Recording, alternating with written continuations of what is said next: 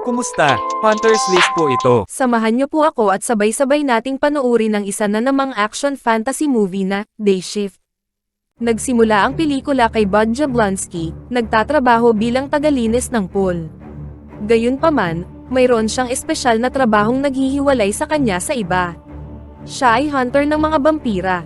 Matapos makapasok sa loob ng bahay, siya ay nagset ng wire booby trap, pagkatapos ay nakaharap ni Bud ang matandang vampira, kumuha ng unan at binaril ito. Mabilis na naghilom ang sugat nito at nagsimulang umatake sa kanya. Dahil sa mala-acrobatic na style ay hindi ito matamaan ni Bud. Isang malakas na sipa ang nagpabagsak kay Bud sa kabilang kwarto. Habang nakikipaglaban sa vampira ay makikita sa salamin na wala itong katawan. Dahil sa nasirang lamesa ay nakakuha si Bud ng parte ng kahoy at itinusok sa tiyan ng vampira, ulit ay mabilis itong naghilom. Nang manghina na ang vampira ay pinutol ni Bud ang kanyang ulo. Habang nahulog naman sa patibong ang kasama nitong mas bata na lalaking vampira at sinigundahan ni Bud ng shotgun. Pagkatapos nito ay kinuha niya ang mga pangil gamit ang pliers, kumikita ng karagdagang pera si Bud sa pamamagitan ng pagbebenta ng kanilang mahahalagang pangil. Sa kabilang banda, si Sasha, isang low-level na criminal at vampira, ay napunta sa isang delikadong sitwasyon. Siya ay tinorture ni Audrey San Fernando. Si Audrey ay isang mayaman at makapangyarihang negosyante ng real estate na may mas higit pang ambisyon, hindi lamang sa pagnenegosyo. Mayroon siyang isang nakatagong layunin na kasama ang pagmanipula at pagkontrol sa komunidad ng mga vampira para sa kanyang sariling kapakinabangan. Bumalik si Bud sa kanyang apartment at nahaharap sa malubhang problema sa pera, dahil natambakan siya ng renta. Matapos maligo, pumunta siya upang sunduin ang kanyang anak na si Paige mula sa paaralan. Bagaman teknikal na kasal pa rin siya kay Jocelyn, hiwalay na silang naninirahan. Nagpasya si Bud na dalhin si Paige sa isang tindahan ng frozen yogurt ngunit late na silang nakauwi. Binunyag ni Jocelyn na dadalhin niya si Paige sa lola nito sa Florida. Sobrang nalungkot si Bud sa ideya na mawawala ang kanyang anak, kaya nanalangin siya kay Jocelyn na bigyan siya ng hanggang Lunes. Umaasa siya na sa pagbebenta ng kanyang mga bagong kuha ng ngipin ng vampira, makakakuha siya ng mga $10,000 na sapat para sa mga brace at iba pang gastusin ni Paige. Dahil sa mga kasinungalingan niya dati, naging palaisipan kay Jocelyn kung tutuparin niya ang pangako, ngunit binigyan niya ng pagkakataon si Bud. Matapos ang ilang sandali, pumunta si Bud kay Troy, isang mapanlinlang na may-ari ng pawn shop. Nang makumpirma na sa mga vampira nga ang pangil, ay iniabot lang sa kanya ni Troy ang isang bahagyang halaga kumpara sa alam ni Bud na maaaring makuha niya sa The Union, isang organisasyon ng mga tagahuli ng vampira kung saan itinaboy si Bud. Naging interesado si Troy sa sapatos at kailangan ni Bud ang pera bago dumating ang Lunes. Kaya sa huli ay lumabas ito sa shop ng walang sapatos. Nag-text siya sa kanyang dating kaibigan na si Big John Elliot na sana ay makapasok siya ulit sa The Union. Kinagabihan, sinabihan ni Audrey ang kanyang mga kasosyo na baka maging katulad sila ng kapalaran ni Sasha kung hindi ito magpapatuloy sa kanilang kasunduan. Kasama ang kanyang tauhan na si Klaus, bumisita si Audrey sa bahay kung saan pinatay ni Bud ang dalawang vampira. Malapit sa kanyang puso ang matandang babae at nagsumpa siya na maghiganti sa sinumang kumitil sa kanyang buhay. Kinabukasan, nagkita sina Bud at Big John sa labas ng The Union at nakipagtagpo sila kay Ralph Seeger. Ang nagdadamot na direktor na ayaw payagan si Bud na bumalik dahil sa kanyang mga paglabag sa batas. Matapos ang maraming pag-udyok, pinayagan ni Seeger si Bud na magtrabaho, ngunit sa isang kondisyon. Dapat may kasama si Bud na taga-union at sa day shift lang, na mas mababa sa kitaan pero mas ligtas kaysa sa night shift. Pumunta sina Bud at Big John sa financial department para kunin ang bayad para sa kanyang mga pangil. Sa una, binigyan siya ni Cashier Seth ng malaking halaga, ngunit binawasan ito dahil sa ilang bayarin. Gusto ni Seth na makuha ang pwesto ni Carol, ang kanyang boss, kaya sinabihan siya ni Seeger na magsama sila ni Bud at i-report ang anumang paglabag sa batas na gagawin niya. Nung una ay umaayaw si Seth dahil hindi siya sanay na magtrabaho sa field, pero pinilit siya ni Seeger dahil kabisado niya ang batas. Sa huli ay pumayag ito. Kinabukasan, pinakita ni Seth ang malawak na kaalaman tungkol sa mga vampira, na nagpahanga kay Bud bagaman hindi niya ito ipinakita ng todo. Ipinaliwanag na para mapatay ang isang uber na vampira, ay dapat direktang barilin ito sa puso gamit ang kahoy na galing pang Africa na nilagay sa bala ng shotgun. At gilitan sa leeg ng Silver. Sa parehong oras, bumisita si Audrey kay Troy upang takutin ito, at tanungin tungkol sa kung sino ang nagbenta sa kanya ng mga pangil na hawak niya. Pabalang itong sinagot ni Troy at sa huli ay pinaslang ito ni Audrey. Sa kanilang unang misyon na magkasama, sinabihan ni Bud si Seth na manatili sa loob ng kotse. Pagkapasok sa loob ay kinasa ang shotgun at pinagbabaril ang mga ito. Sa pag-aakalang patay na, ay biglang tumalon sa kanya ang isang vampira. Samantala sa labas, tumawag si Seth kay Seeger na nag-uutos sa kanya na pumasok at i-verify ang mga paglabag sa mga patakaran ni Bud. Sa loob, nakita niya si Bud na nilalapan ng vampira. Dahil sa takot ay hindi agad na ibigay ni Seth ang shotgun. Gayunpaman, tagumpay nilang napatay ito. Dahil sa mga nasaksihan ni Seth, umihi at sumusuka siya sa labas ng kotse. Sinamahan niya si Seth pauwi. Kinagabihan, pagdating sa kanyang apartment, nakilala ni Bud si Heather, bagong tenant na nagsasabing nagtatrabaho siya bilang isang nurse. Kinabukasan, natuklasan ni Bud na si Seth ang nag-uulat ng mga paglabag sa mga patakaran na nagawa niya. Gayunpaman, humingi si Bud ng ilang araw para makakuha ng kakailanganing pera at pumayag naman si Seth. Matapos nito ay pumunta sina Bud at Seth sa pawn shop ni Troy, at doon ay natagpuan nila itong patay at ang kanyang mga ngipin ay nakalagay sa mesa.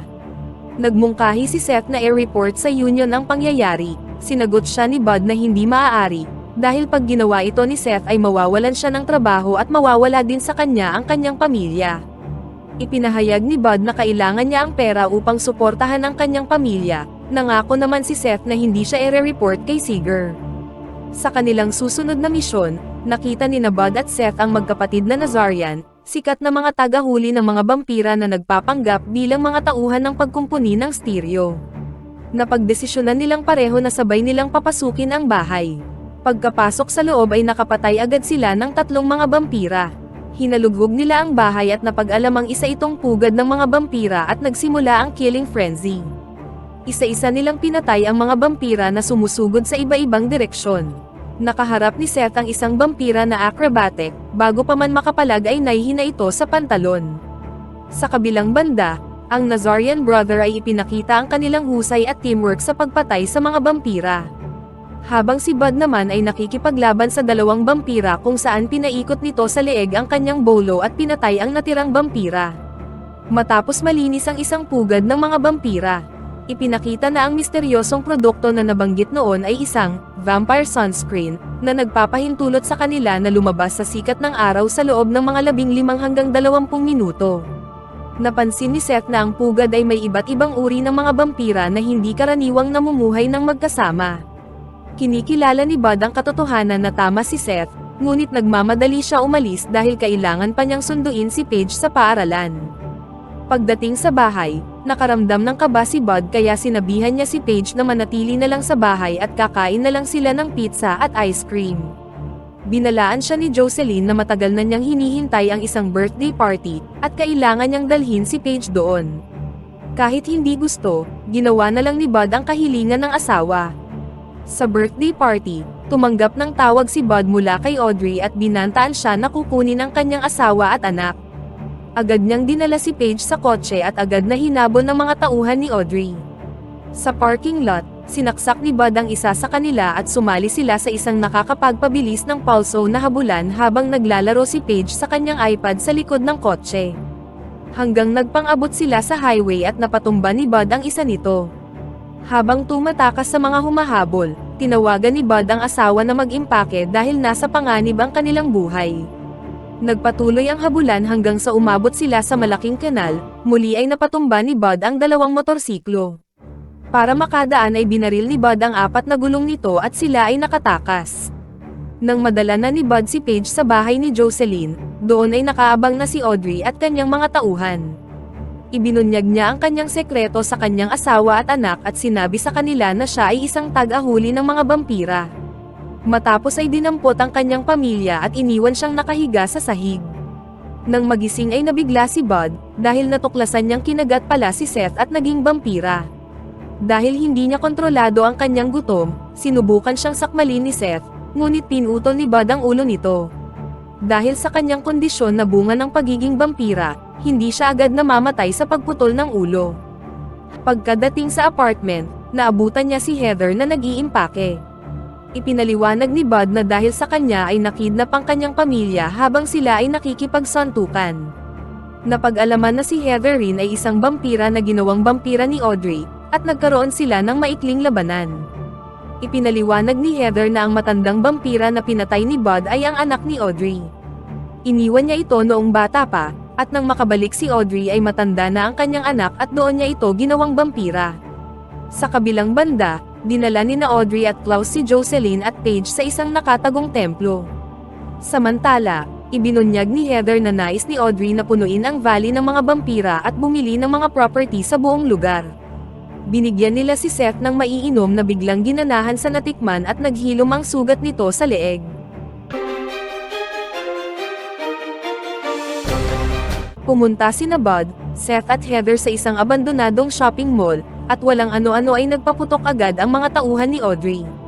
Habang si Heather ay nagpakita ng kanyang galing sa paggamit ng espada. Magkakasama, isa-isa nilang pinatay ang mga ito. Si Seth ay ipinakita ang kanyang bilis at lakas na nagmumula sa pagiging vampira. Samantalang walang kupas ang mga putok ng shotgun ni Bud. Dahil sa napakarami ng kalaban, sila ay na-corner, ngunit ilang sandali ay biglang pumasok ang isang pickup truck. And guess what? Ito ay si Big John na may dalang Gatling gun at pinaulanan ng bala ang marami sa kanila. Pagkatapos ay pumunta sina Bud at John sa basement at natagpuan ang mga vampira na nagtatrabaho para sa Vampire Sunscreen. Bago makapalag ay inunahan na sila ni John na paulanan ng bala. Ngunit may isang nabuhay at nagbigay si John ng munting palabas para kay Bud, na ipinakita na may ibubuga din pala sa pakikipaglaban. Sa kabilang banda, naramdaman ni Klaus ang presensya ni Bud at ipinaalam kay Audrey. Habang patuloy na pumapailalim sina Bud at John, sila ay sinurpresa ng isang grupo ng mga vampira. Hindi na ito nakakagulat dahil dati pa man ay ganito na ang kanilang ginagawa. Bago makapasok sa isang gate ay nakagat si John sa leeg, matapos nito ay sinabihan niya si Bud na sagipin ang kanyang pamilya at siya na lang ang bahala sa natirang mga vampira. Pagkatapos ay pinutukan ni John ang mga papalapit na vampira at saka pinasabog ang bomba sa kanyang katawan. Humarap si Klaus kay Bud, ngunit biglang pumasok si Heather at Seth na dumaan sa bubong at sinabihan si Bud na ituloy na lang ang paghahanap kay Paige at Jocelyn. Nagsimulang makipaglaban sina Heather at Seth kay Klaus, ngunit madaling natalo sa laban. Nang makarating sa templo, sinasakal ni Audrey si Jocelyn. Nagpaputok si Bud, ngunit inilagan lang niya ito at walang nagawa si Bud sa bilis ng kanyang atake. Sa sandaling nais na siya'y patayin ni Audrey, sinaksak ito ni Paige sa likod. Itinapon niya si Jocelyn at Bud sa sulok ng silid. Dahil hawak ni Klaus si Heather at Seth sa leeg, nagkaisa sila at pinutol ang mga braso ni Klaus, agad itong nilantakan ni Seth. Dahil may nakasaksak ng kahoy sa puso ni Audrey, silver sa leeg na lang ang kulang para mapatay ito. Kaya binaril ni Bud ang kanyang huling bala ng silver sa leeg nito upang tapusin siya. Ngunit hinuli ito ni Audrey sa pagitan ng kanyang mga ngipin. Patakbo siyang lumapit kay Bud upang tapusin ito, ngunit isang tunog ang nagpapakita na si Audrey ay nahulog sa kanyang silver booby wire trap at pinutol nito ang kanyang ulo at tuluyang namatay. Matapos ang huling labanan, lahat ay nagbalik sa itaas kung saan naghihintay si Seeger na sobrang nababahala. Sinubukan niyang palayasin si Bud sa union ng tuluyan, ngunit ipinagtanggol siya ni Seth sa pamamagitan ng pagtanggi sa lahat ng mga paratang. Galit na sinabi ni Seeger kay Seth na hindi siya bibigyan ng posisyon kagaya ng boss niyang si Carol, ngunit sinabi ni Seth na siya'y isang fieldman na ngayon at patuloy na lalaban sa mga vampira kasama si Bud.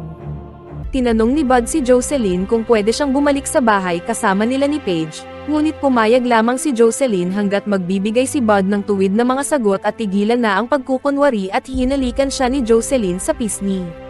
Sa pagtatapos ng pelikula, si Big John ay lumabas sa isang manhole, buhay na buhay, o posibleng vampira.